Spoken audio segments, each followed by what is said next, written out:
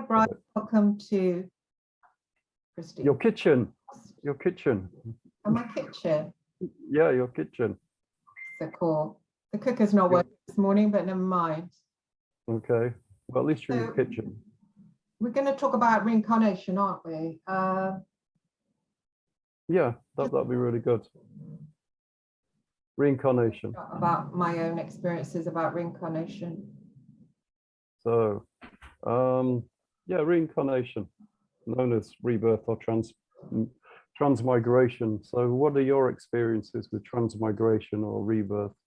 Well, my experiences are, the first experience I had in remembering a past life was listening to James Casbolt and Max Spears talking, and they were being interviewed by Kerry Cassidy, and I felt a pressure like there on my third eye, and then I just recalled falling, and I got what I recognized as a flashback of being in a boxing ring, and I hurt my head and somebody was bringing me round, and next thing we were having dinner together, and we were at a concentration camp, interestingly, and I started eating the food and I spat it out and I said it's disgusting. It was offal rather than meat, but we were eating it as meat.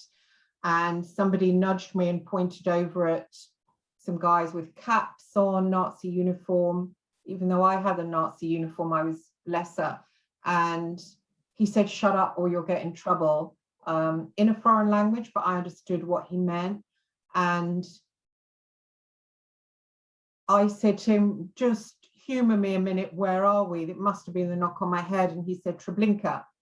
And it was after that I got more and more flashbacks of what I know now is a boy called Hans, a man called Hans. He was a boy. I was a boy. I think it was me. I was part of a twin in Germany, and I had some torture experiences and I was experimented on. Then my sister, my twin sister Clara, died, and I went into the German army, moved up the ranks. I remember an experience in Wellersberg Castle, and we were opening portals and ushering in something, and something came through the portal, and it was a really strong light being, and we were kneeling in front of it, but God knows what it was. And the being gave gifts to all of us. It went round the circle of us and gave gifts. And to me, I asked to see my sister Clara, and this being gave me a vision of Clara playing and happy. And I just knelt before it and saw it as a god, even though I don't know what it was. And then there was like a flash of darkness and everything went dark. And yeah, I just find it interesting, that lifetime, especially as James Casbolt at the time was talking about his previous life as a Nazi. And of course, a lot of people in the truth movement do have recalls of past life as witches, and then reincarnating again as Nazis. I know it's probably not going to make me popular to say it, but yeah, it does interest me. And sometimes, you know, when I'm helping people doing psychic readings that I was doing before the COVID, that sometimes when I take them to a light hypnotic trance, I can see their past lives come up in visions.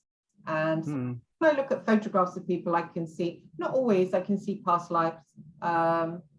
So I know it's a reality. I'd like to access mine more. I'd like to find out the connections between this and that life. Well, it's very interesting you should say this, because when I was younger, I went to a hypnotist to get past life regression, and he got nothing. It wasn't that I wasn't hypnotized, he just got nothing. And it was only until, what was it, my 50s that I actually understood why he got nothing. And it's something that I've been told all my life by psychic people, that essentially I'm a reincarnated Buddha. So of course there would be no past life, yeah? when I was under hypnosis, he said that he could get nothing from me. You know, there was like, you know, I was under very, very deep hypnosis. Interestingly, when I took 5-MeO DMT in India, the same thing happened. I didn't go into any realms of you know, sort of illusion. I went straight back to what I understood, the cosmic connectedness, with no you know, with no relationship with seeing whatever or meeting whatever. I just went straight back to the cosmic collectiveness, which is another thing that really shocked me was when I was meditating with my guru. This is the first time I met my guru. This would be about, I don't know, sort of maybe sort of 5 or 6 years ago, more now probably. He said, did anybody experience anything? And I thought, did I experience, should I talk about this? And I said, when I was meditating, I was surrounded by black imprints of people meditating. And he said, oh yeah, he said, that doesn't happen very often. And he said, I'll talk to you more about that later, but for the people who are listening, essentially when somebody is enlightened or they have been enlightened, other Buddhas join them in meditation, and literally they are, if you like, a black negative of themselves, and they are there purely to link consciously with the person, to aid them to enlightenment, or to sort of join them in an enlightened journey. And then I spoke to him later about this, and he was saying that many adepts, Hindu adepts, Buddhist adepts, when they die, they leave an imprint on this level of consciousness, yet they will then move into another level of consciousness. So if you like, the dark shape is, if you like, almost like a negative of what the person was in their life. It's still fully conscious, but it's like a reflection. The same thing is spoke about within the DMT experience as well. It's called the black mirror. The shaman that I was working with wanted me to do the black mirror, because the black mirror is when you actually go back to what is your essence of being. But at this moment in time, I haven't done it.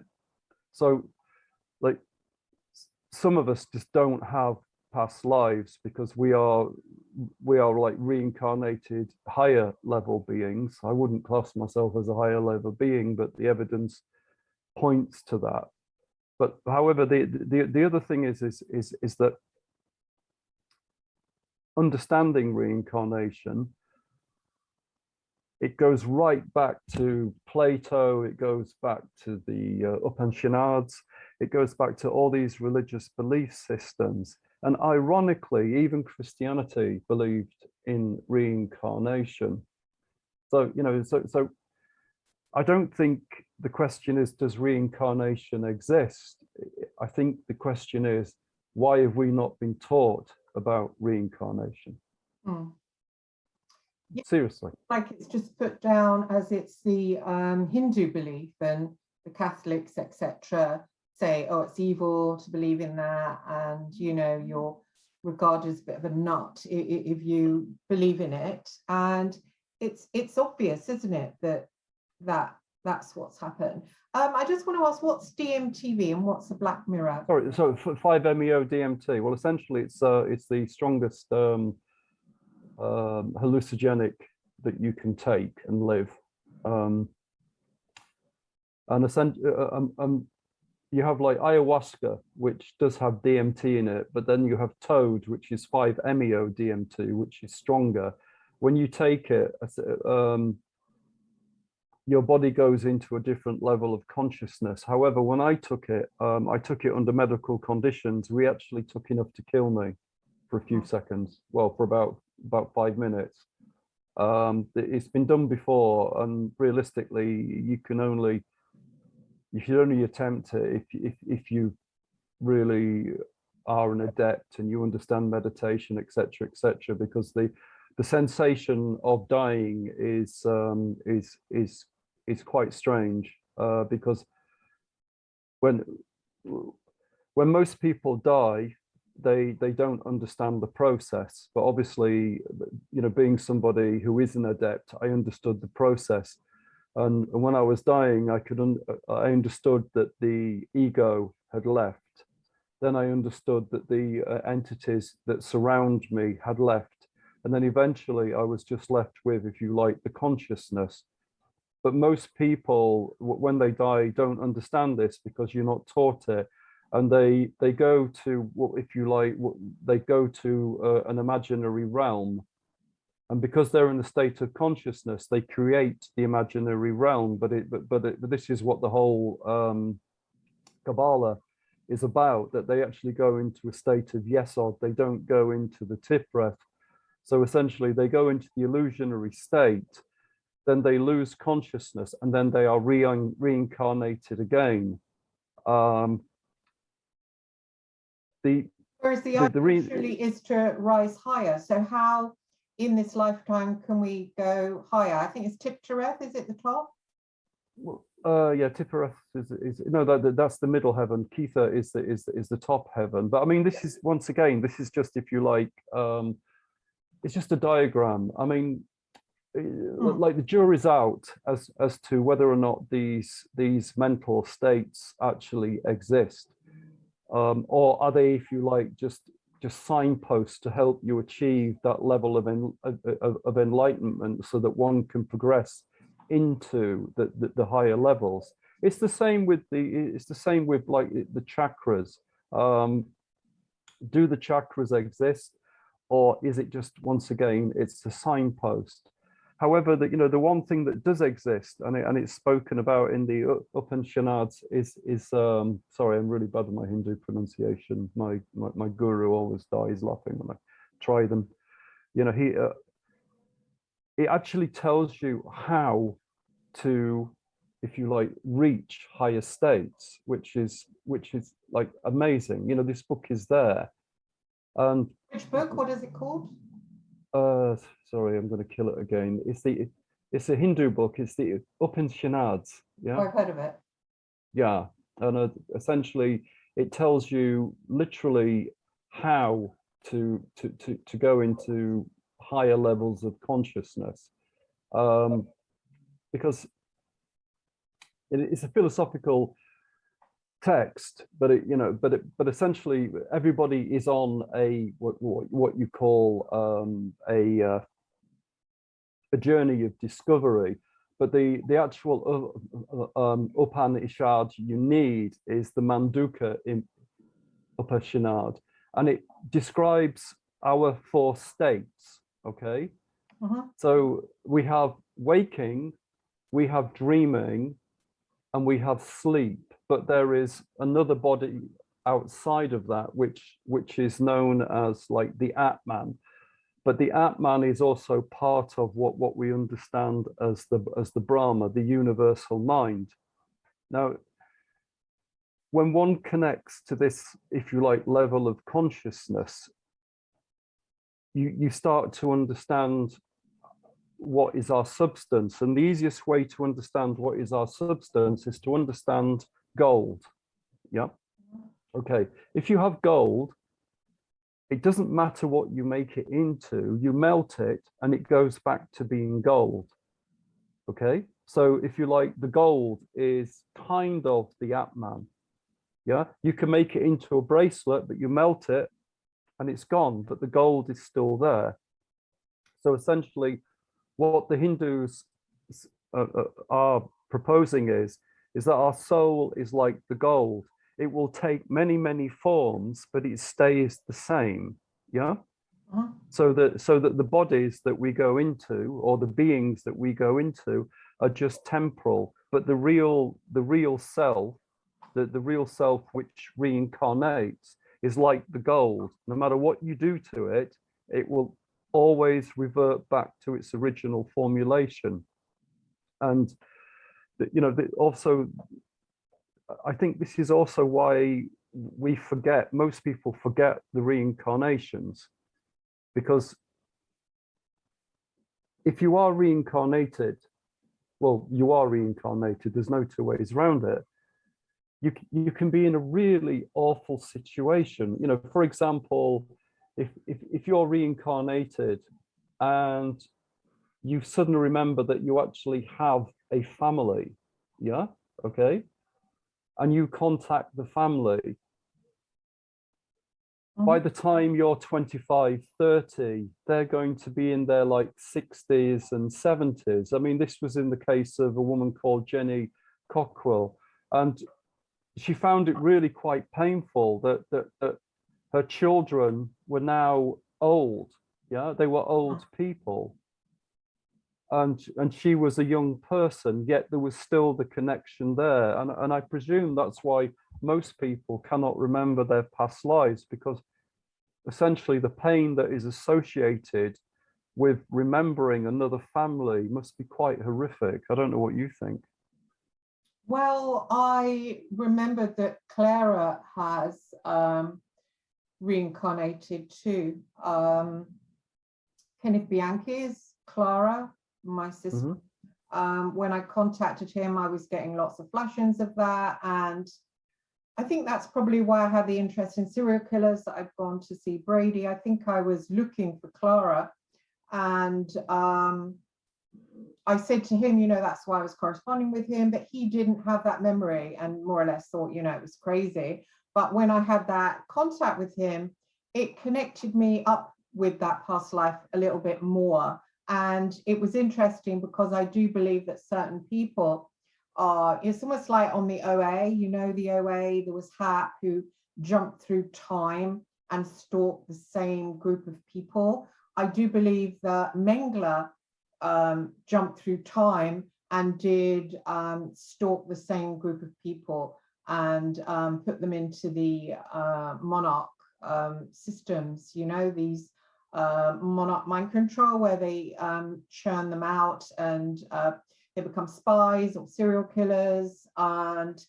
this is from Project Paperclip and Project Monarch. They took on the experiments that Mengele had done.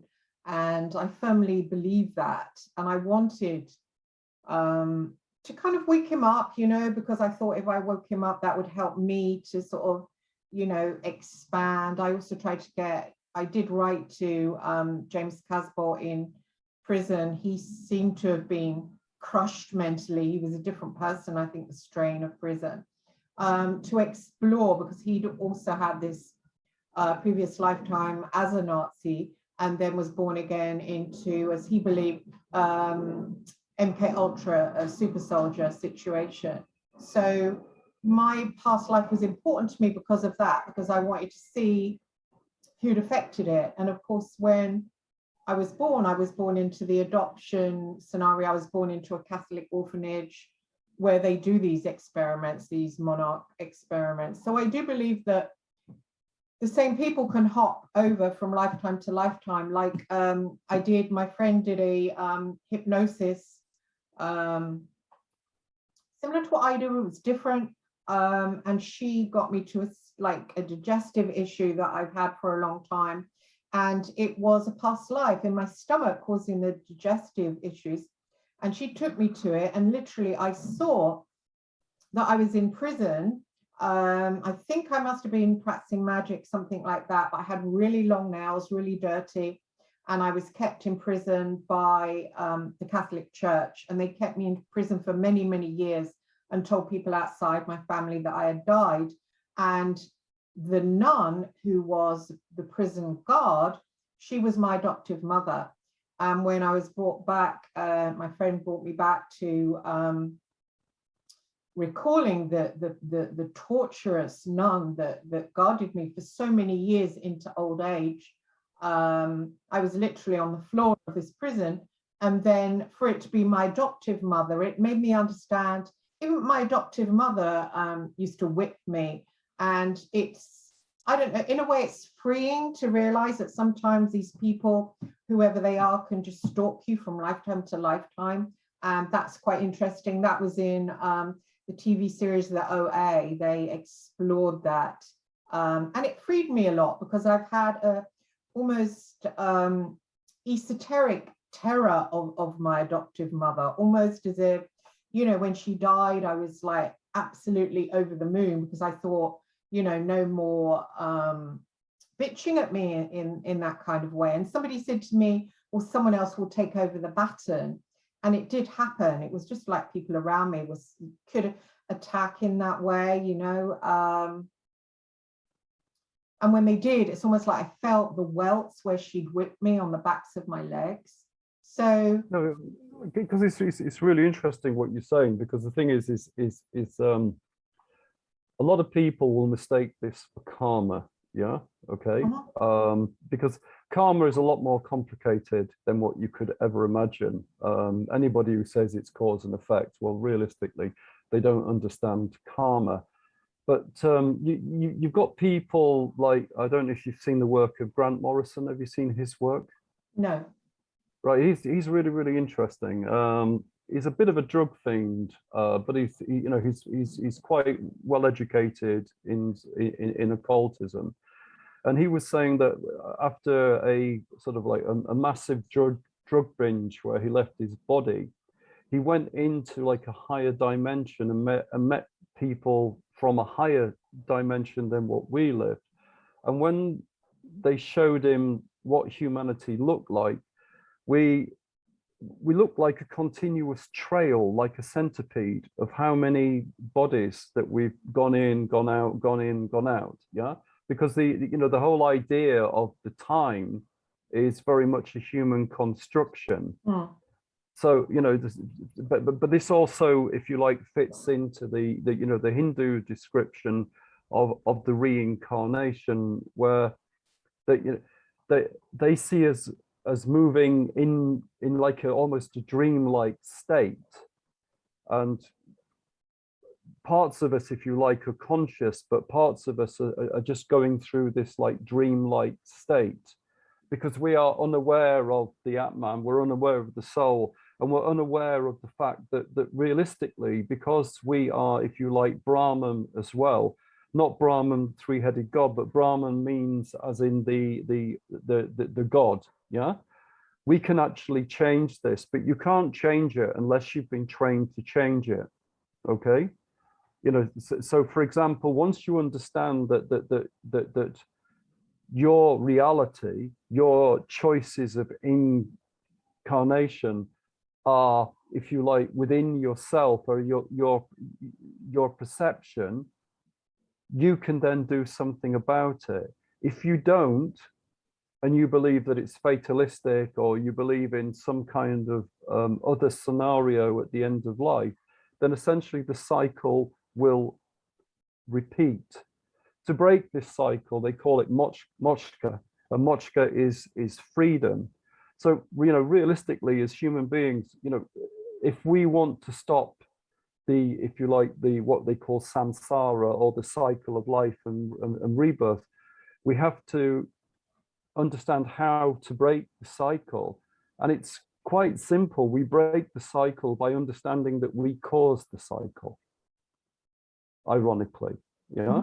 But of course, once again, we're not told and how this. Do we cause it? How do we cause it? We choose it. We choose it.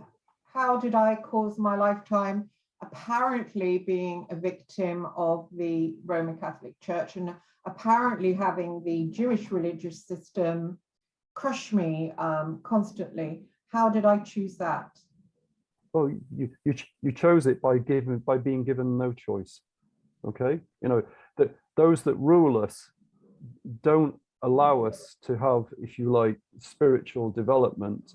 So they set, in the Christian world, they set, heaven, hell, purgatory. These are your choices. Yeah.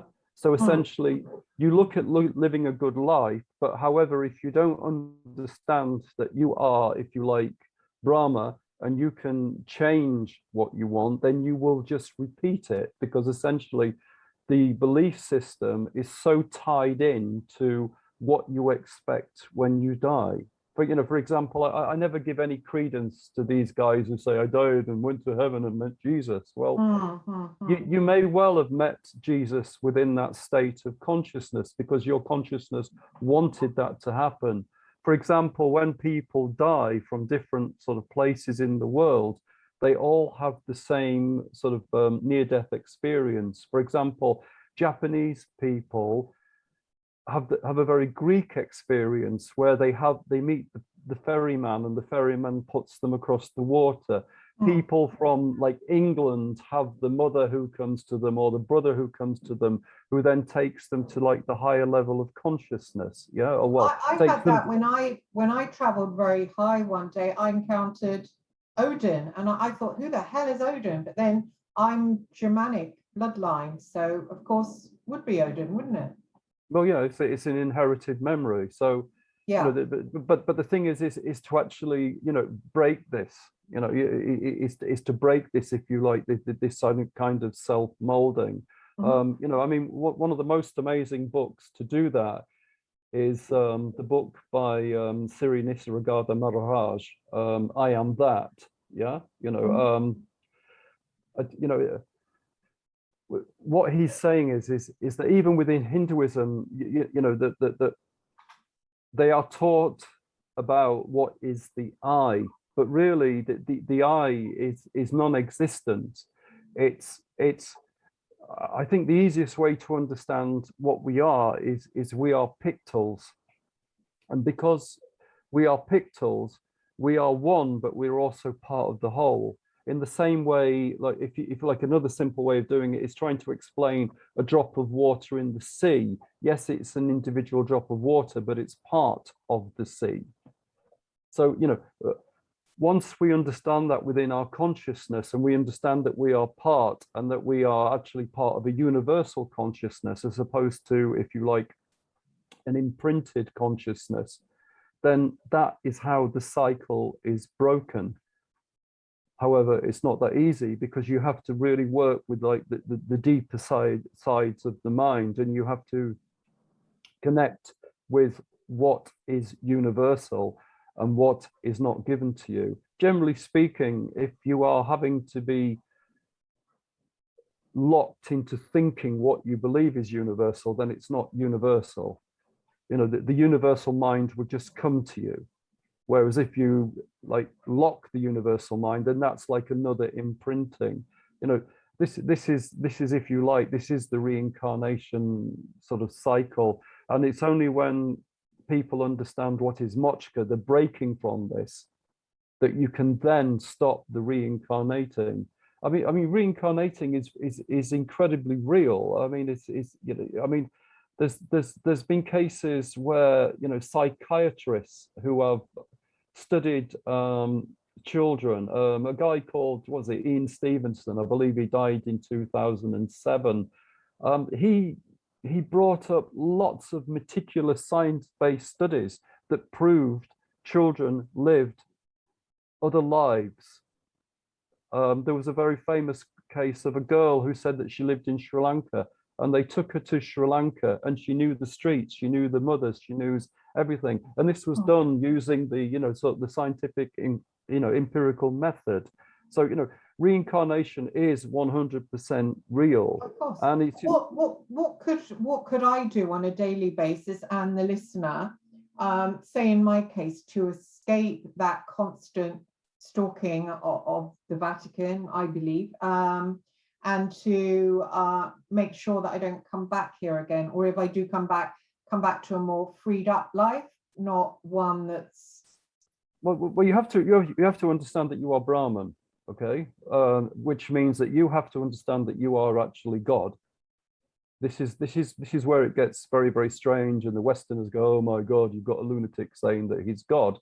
But the point being is that we are Brahman, we are God. So essentially, what we believe, we create. Okay, so you know, if you believe that you are a violent person, then you will become a violent person. If you believe that you're a good business person, then you will become a good business person.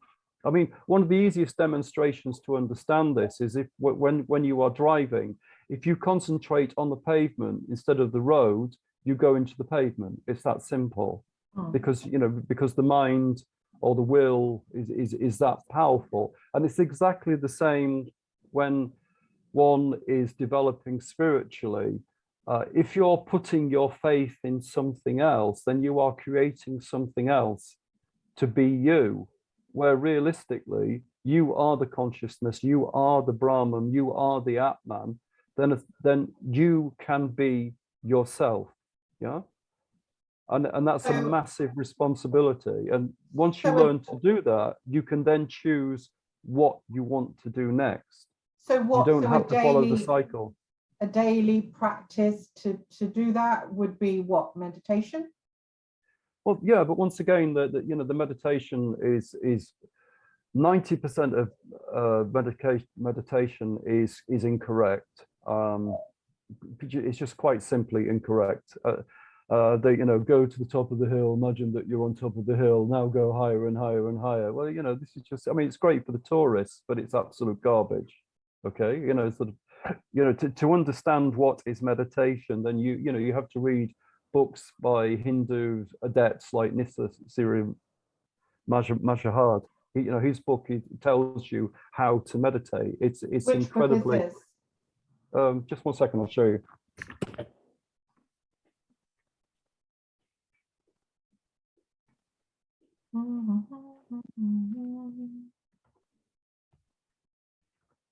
Essentially, if you want to be, what do you call it? Oh God, it's got weirdness. Oh, it's called I Am That.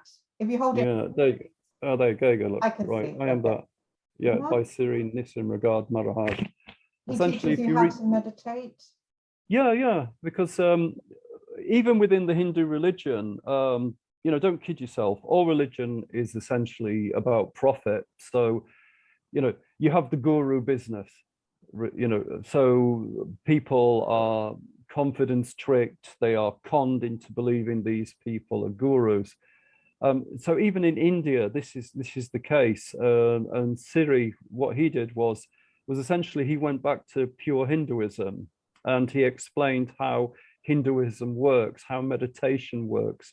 Even to say it's pure Hinduism is probably lapse of me, because he goes back to what is, if you like, what is the true Atman, what is the true soul, yeah? And the true soul is not tied to all these rules, etc., etc., etc. It's up to you how you develop in a spiritual way, not somebody else telling you how to develop. And it's very hard for you to find yourself. I mean, Plato spoke about this, know thyself. It's a very easy sentence to trot out, but it's very difficult to understand what is the self, and what is the self is the Atman, and what is the Atman is the Brahma. What is the Brahma is in fact what we would class as a god, so to speak. And this is this is what we're not taught within the West. And unfortunately, many people die, and they just go back into the cycle of samsara, not because they're bad people. It's just that they're not taught how to break that cycle. And it's also the same cycle which is used to control us, where we're not allowed to think for ourselves, and other people present ideologies. Once again, assuming that they are the superior, which is complete nonsense. Yeah, I mean, sort of like, sort of political philosophers have said this. Why should 10 people know more than one, and vice versa?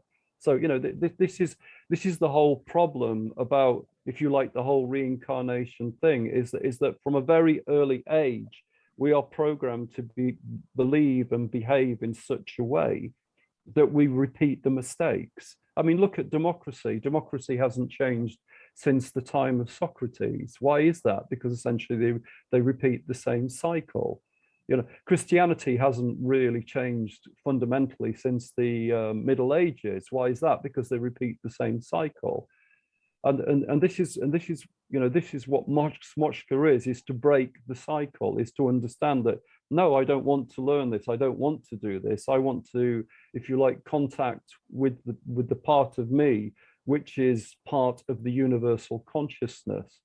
There's not one scientist of any sort of credibility that doesn't say that our worlds are not simulations in one way or another. And it's exactly the same when one dies, is that you simulate your death. And if you simulate it badly, you will reincarnate. So what can the listener do, just to wrap up, to keep it within the hour? okay, we could buy the book, we could start reading it. And do you think we have to have a daily spiritual practice? Do you think it's a good idea if we, I mean, you know, you introduced me to the angel that I'm speaking to daily, although I'm failing a little bit on that. He gave me instructions to bed at 9 p.m, wake up at 8 a.m, get up, bathe, commune with him, exercise, come back and do have my day, which I have found near impossible to do. So yeah. No, well, I mean, the whole thing about, if you like, religious practice, etc., etc., is extremely hard, because we are so entrenched with dogma.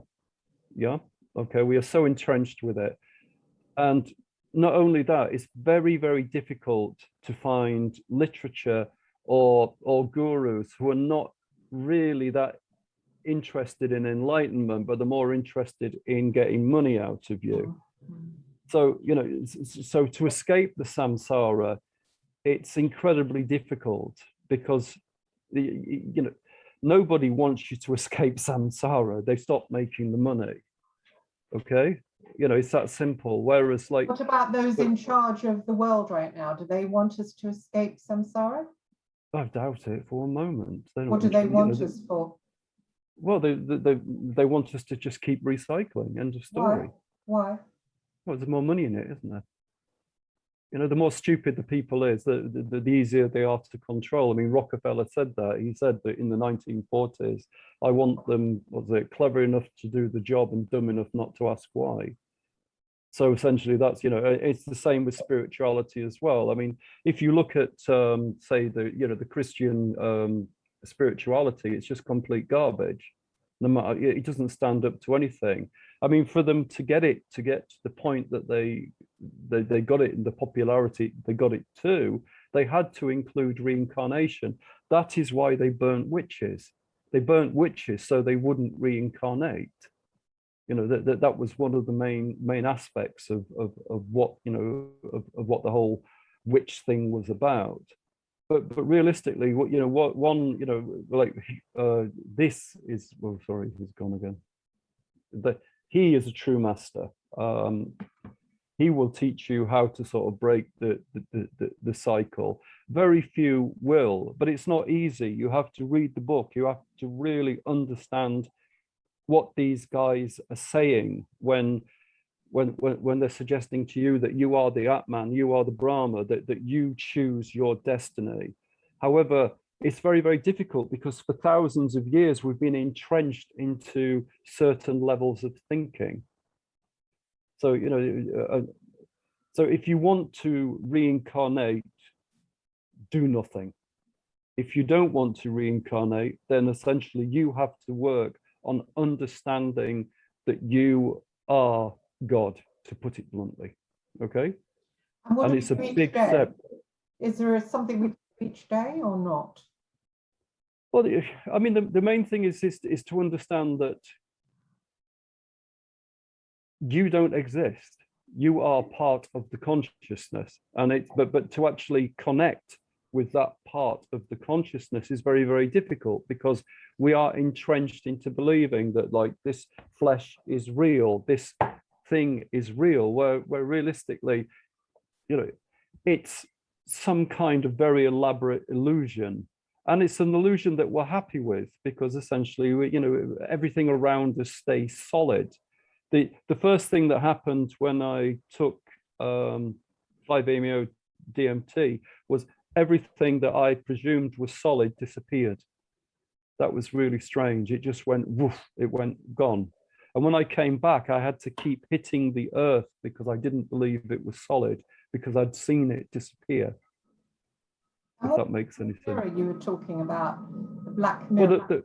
Well, the black mirror is only really to be approached by adepts, and also a shaman who can lead you to that.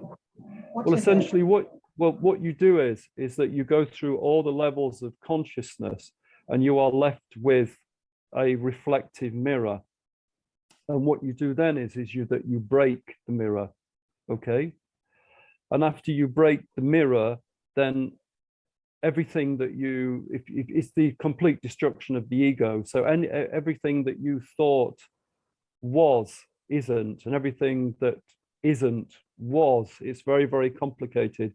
People who have done this usually commit suicide maybe a couple of years later, or they spend the rest of their lives in seclusion, because essentially they understand what the illusion is, and they understand that they are, if you like, this living pixel, and they are part of anything, and they can change anything with their mind and their will. And it's very frustrating for them when they meet, if you like, lower human beings, because they're just like monkeys that talk to them. I know many people who have got to this level of enlightenment, and they literally lie down and just go into the universe. But many Tibetan monks do it, many Hindu monks do it. They get to that certain level, and they understand that they can only teach us so much. The rest is up to us, and to do more than that is like banging your head against the wall, so to speak. So after a short while, maybe 2 or 3 years, once they've achieved enlightenment, they just go into the universe. They go into the universal consciousness, which was always there. And it's their choice to be in the physical body. You can see it on YouTube. You can see many videos of monks and people who have decided enough. I mean, Yogananda, the very famous yogaist, he did it in front of a party full of people. He just said, I've had enough now and I want to go. He laid down on a couch and died in front of them. Well, actually, he didn't die. His body went from, well, his soul went from his body into the universe. You know, Gosh, and that's it. We should link that below. I've got to run out now. Okay. Fantastic though, Brian. I was really enlightened. I'm going to buy that book. And is the Black Mirror, is that in the book? No, the Black Mirror is virtually secret. It's part of the shamanic thing, and realistically, it's only to be attempted by people who are spiritually enlightened. If you do it badly, you just come out of it a lunatic, or you come out of it and you die, to put it bluntly. It's a very dangerous magical process. There are only a few people who have done it, but like I said, many Tibetan monks, many Hindu monks can do it. But what they won't tell you is where people use 5-MeO DMT, they use soma, which is very, very similar to that substance. Interesting. I noticed on TV they're sort of pushing that agenda. There's the Amazon with their 9 Perfect Strangers with Nicole Kidman, and it's a health farm called Tranquillium, spiritual and like a spa, and she's dosing them with psychedelics to. Yeah. I mean, look, like they're pushing that out there. I think, you know. Well, it's like I said before, that spirituality now is a good business, realistically. I mean, this trick has been used for thousands and thousands of years. The hashish, where we get the assassins from, the men who joined their assassins regiment or cult, whatever you called it, were drugged, and then they were taken to somewhere which looked like heaven.